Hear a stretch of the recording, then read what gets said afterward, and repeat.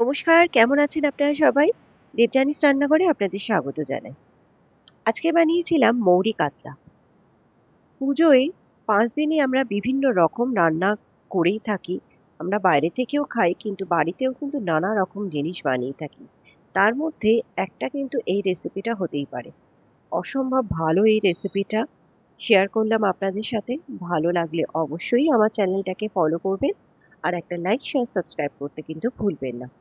তাহলে চলুন এই দুর্দান্ত রেসিপিটা দেখে নিই। এখানে আমি কাতলা মাছে প্রথমে হলুদ আর নুন মেখে এটাকে ভেজে নেব।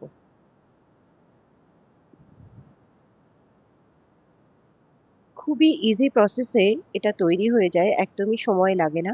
শুধু কিছু মশলাপাতি রেডি করলেই কিন্তু এটা একদম ফাটাফাট তৈরি হয়ে যায়। এবার এখানে তেল গরম হয়ে গেছে, মাছগুলোকে এখানে ভেজে নেব। মাছগুলো যতক্ষণ ভাজা হচ্ছে এখানে আমি কয়েকটা মশলা বানিয়ে নিচ্ছি। এখানে আমি নিয়ে নিচ্ছি ২ টো পেঁয়াজ আর ২ টো কাঁচা লঙ্কা, এটাকে বেটে নেব। এটা বাটা হয়ে গেছে। এবার কিছুটা মৌরি আমি গুঁড়ো করে নেব।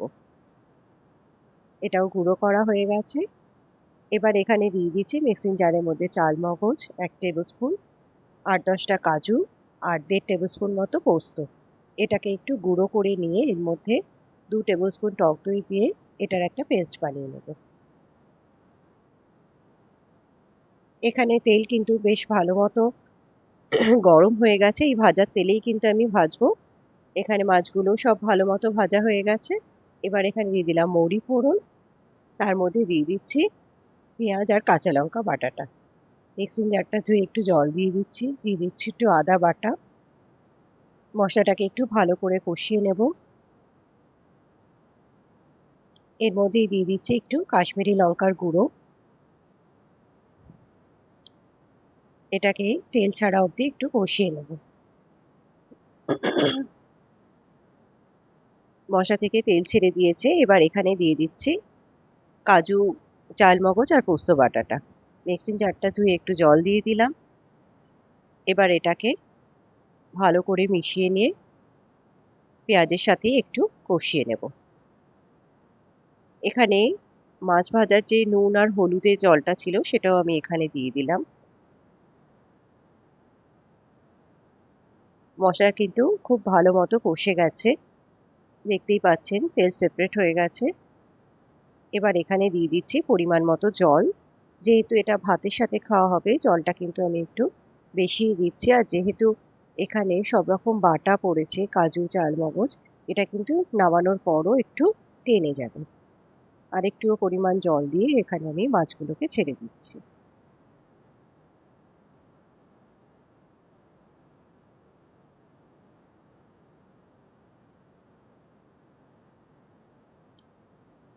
এবার এটাকে ভালো করে ফুটতে দেব।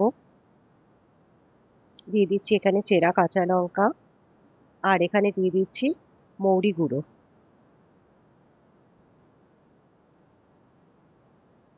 এটাকে ভালো করে মিশিয়ে নেব।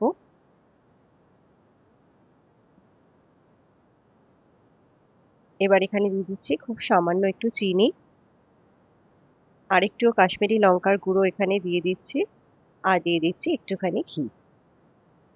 এবার এটাকে ভালো করে মিশিয়ে নিয়ে আর একটুখানি ফুটতে দিলেই কিন্তু এটা একদম রেডি হয়ে যাবে।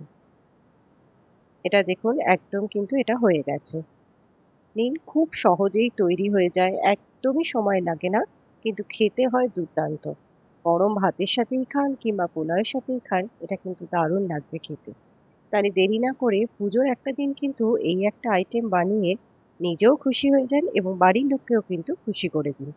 তাহলে দেরি না করে অবশ্যই বানিয়ে ফেলুন এবং আমাকে জানাতে ভুলবেন না আপনাদের কেমন লাগবে। ধন্যবাদ।